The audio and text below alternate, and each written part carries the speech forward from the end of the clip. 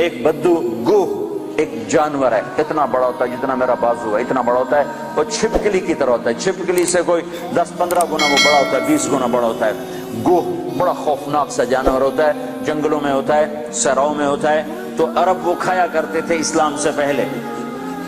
تو ایک بدو ایک گوہ کا شکار کر کے جا رہا تھا، جب اللہ کے رسول کی مجلس پر نظر پڑی تو وہاں سے لوٹ آیا۔ وہ کہنے لگا تو ہے جو کہتا ہے میں اللہ کا نبی ہوں؟ آپ نے فرمایا ہاں میں ہوں جو میں کہتا ہوں میں اللہ کا نبی ہوں۔ تو اس نے اپنی گوہ کو ایسے کھولا، رسی سے، یہاں رسی باندھی ہوئی تھی، اور اپنے اللہ کے نبی کے سامنے ایسے پھینکا، وہ مردہ تھی، شکار کی ہوئی مردہ، ایسے پھینکا اور کہنے لگا اگر یہ گو کہہ دے تو اللہ کا نبی ہے تو میں تمہیں نبی مان جاؤں گا، ورنہ نہیں مانوں گا۔ اور بڑا اکڑ کیسے کھڑا ہو گیا کہ مویا تا بندہ نہیں بولیندا، جانور کتھوں بولے؟ کیوں بھائی جانور کتھوں بولے؟ اسے کہہ رہے ہوں آج میرا کام بن گیا، آج میں انہوں سچیاں کو نہیں ران دینا، اور ایسے کھڑا ہو گیا۔ تو وہ گو ایسے پڑی ہوئی مردہ، تو آپ نے ایک نظر گوہ پر ڈالی اور آپ نے کہا یا ضب، سبحان اللہ، یا ضب اے گو۔ تو گو نے آنکھیں کھولی، بھلے زندہ ہوئی، اللہ نے زندہ کیا، آنکھیں کھولی، جانور بولا نہیں کرتے۔ گوہ نے سر اٹھایا اور عربی زبان میں خوبصورت انداز میں نعرہ لگایا لبیک۔ گوہ نے نعرہ لگایا لبیک میں حاضر وسعدیک، میری سعادت، میرے بھاگ جاگ اٹھے میری سعادت، یا زین من وافا یوم القیامہ، اے قیامت کے دن کو خوبصورت بنانے والے، میں حاضر، میری سعادت، آپ نے مجھے بلایا، آپ نے مجھے پکارا، میری اس سے بڑی سعادت کیا ہے، میں حاضر ہوں، آپ فرمائیے آپ کا کیا ارشاد ہے۔ تو آپ نے فرمایا من تعبد، تیرا رب کون ہے، تیرا معبود کون ہے، تو کس کو سجدہ کرتی ہے؟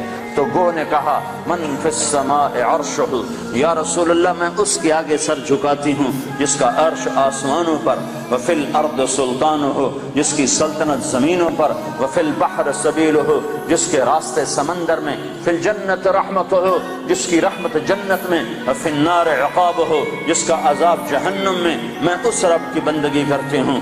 آپ نے فرمایا من انا، میں کون ہوں؟ اب بدو کی آنکھیں پھٹی ہوئی، حیران پریشان۔ آپ نے فرمایا من انا، میں کون ہوں، میں کون ہوں؟ تو وہ نے کہا انت رسول رب العالمین، آپ رب العالمین کے رسول ہیں، سبحان اللہ۔ اور وہ کو بھی پتا ہے کہ صرف رسول ماننا کافی نہیں ہے، صرف رسول ماننے سے نجات نہیں ہے، ایک مردہ گوہ کو پتا ہے، انسانوں کو نہیں پتا۔ اور کہنے لگے انت رسول رب العالمین، آپ رب العالمین کے رسول ہیں، وخاتم النبیین، اور آپ آخری نبی ہیں، آپ کے بعد کوئی نبی نہیں ہے۔ یہ بات ہے گوہ کو بھی معلوم ہے، کتنے لاکھوں انسانوں کو شیطان نے پھٹکا دیا کہ جھوٹے نبیوں پر ایمان لانے والا بنا دیا، جھوٹے نبیوں کے پیچھے چلا دیا۔ ایک مردہ کو گواہی دے رہی ہے کہ یہ صرف محمد رسول اللہ نہیں ہے، اتنا کہنے سے تم ایمان والے نہیں بن سکتے ہو، تمہیں یہ ساتھ ایمان لانا پڑے گا کہ آپ کے بعد کوئی نبی نہیں، جو آپ کے بعد کسی نبی کو نبی مانے گا وہ دائرہ اسلام سے خارج ہو جائے گا، نہ اس کی نماز قبول ہے، نہ روزہ قبول ہے، نہ حج قبول ہے، نہ صدقہ قبول ہے، نہ مسجد قبول ہے، نہ محراب قبول ہے، نہ ممبر قبول ہے۔ محمد مصطفیٰ صلی اللہ علیہ وسلم کی ختم نبوت اور آپ کا آخری نبی ہونا ایک جانور کو بھی پتہ ہے، جانور کو بھی پتہ ہے کہ یہ آخری رسول ہیں، آخری نبی ہیں۔ لیکن آپ نے فرمایا تھا کہ میرے بعد سلاطون دجالون کذابون، میرے بعد 30 جھوٹے نبی آئیں گے، قیامت تک 30 جھوٹے نبی آئیں گے، وہ سارے کے سارے دجال ہوں گے، کذاب ہوں گے، جھوٹے ہوں گے، جو ان پہ ایمان لائے گا وہ دائرہ اسلام سے خارج ہو جائے گا، کافر ہو جائے گا اور ہمیشہ کی جہنم کا حقدار ہو جائے گا۔ تو یہ گو کہہ رہی ہے انت خاتم النبیین، یا رسول اللہ آپ آخری نبی ہیں، آپ کے بعد کوئی نبی نہیں ہے۔